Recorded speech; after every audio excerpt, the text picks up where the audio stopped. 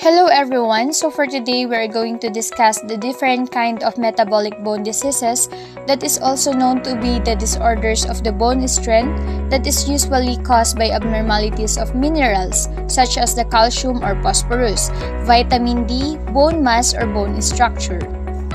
The pathologies to be discussed for today is number 1, the osteoporosis, osteomalacia, rickets, gout, and the Paget's disease. The first pathology is the osteoporosis that can be defined as a decrease in quantity of the bone per unit volume that is sufficient to compromise its mechanical function, in which the osteoporosis is usually caused by accelerated reabsorption of bone, although decreased bone formation may lead to osteoporosis in some situations. Just like for example, in a Cushing syndrome, after a prolonged steroid administration and after a prolonged disuse or immobilization as in casted extremity, in whereby pain, swelling, and autonomic dysfunction of the limb extremity develops after precipitating events such as the traumas. In some of the imaging appearance of the osteoporosis, the findings are most evident in the spine and pelvis.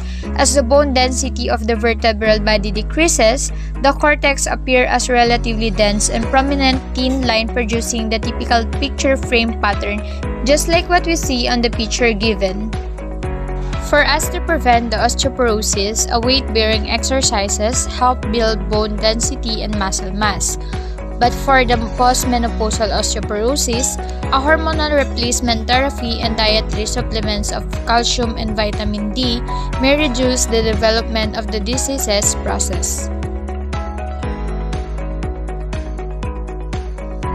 Rickets and osteomalacia consist of the number of heterogeneous disorder characterized by the defect mineralization, newly synthesized organic bone matrix.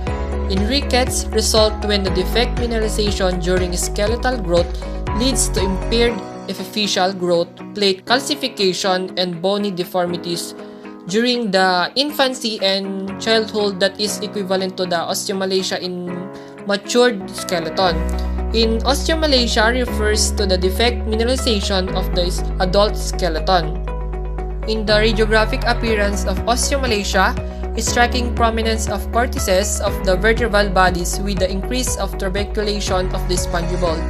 Regardless to the cause of osteomalacia appears radiographically as loss of bony density because of the presence of non-mineralized osteoid.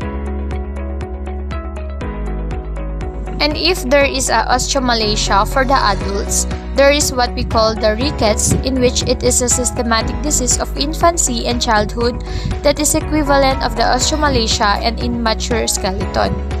This kind of condition is calcification of growing skeletal elements is defective because of deficiency of the vitamin D in diet or lack of exposure to ultraviolet radiation.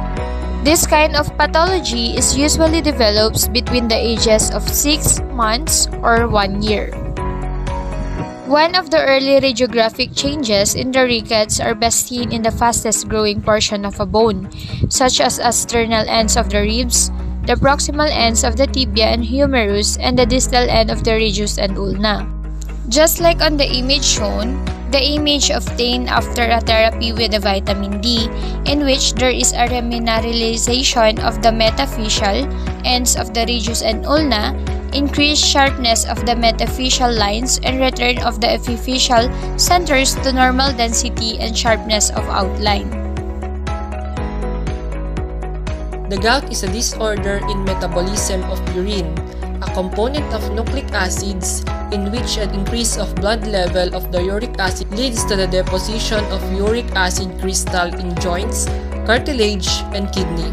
In this radiograph is a severe joint effusion and periarticular swelling of the proximal interphalangeal joint of the finger. Note that the associated erosion of the articular cartilage. This gout appears at the first, fourth, and fifth metatarsophalangeal joint with effusion and torpid deposits. This gout has a massive deposition of the calcium in the long-standing tophaceous lesion about the elbow. These two images of gout of typical right bite erosions about the first metatarsophalangeal joint on the arrow, the crystal-like lesion have thin sclerotic margin and characteristic overhanging edges. For treatment of gout, patients receiving dose of anti-periosemic drugs. This drug is to correct the overproduction of underexcretion of uric acid, rarely experience of torpor. Untreated gout may lead the decrease of renal excretion because of renal damage resulting from crystal deposits in the interstitial tissue. The last pathology that we are going to discuss is also known as the Paget's disease or the Osteitis deformans. It is one of the most common chronic metabolic diseases of the skeleton. A destruction of the bone followed by a reparative process result in weakened, deformed, thickened bony structures that tend to fracture easily. This diseases is seen most commonly during the middle life that affects men twice as often to women and has been reported to occur in approximately 3% of all persons older than 40 years. So for the imaging appearance of the Paget's disease, just like in the skull, Paget's disease begins as the area of the sharply demarcated radiolucency or also known as the osteoporosis circumscripta that represents the destructive phase of the disease. In the image 2, there is a thickening of the skull vault and regions of lucency and sclerosis, just like on the arrow on the image. And when it comes to the treatment of the Paget's disease, there is no known cure exists for the Paget's.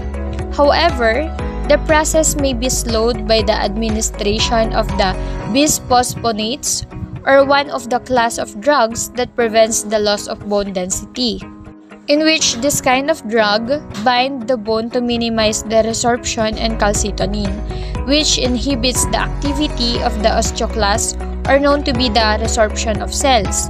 Sometimes anti-inflammatory drugs reduce the inflammation caused by the cell breakdown. So that would be all for the metabolic bone diseases. So for number 1, the osteoporosis, 2, the osteomalacia, 3, the rickets, 4, the gout, and the 5 is the Paget's disease. And I hope that you learned a lot and enjoyed this video. Thank you for listening.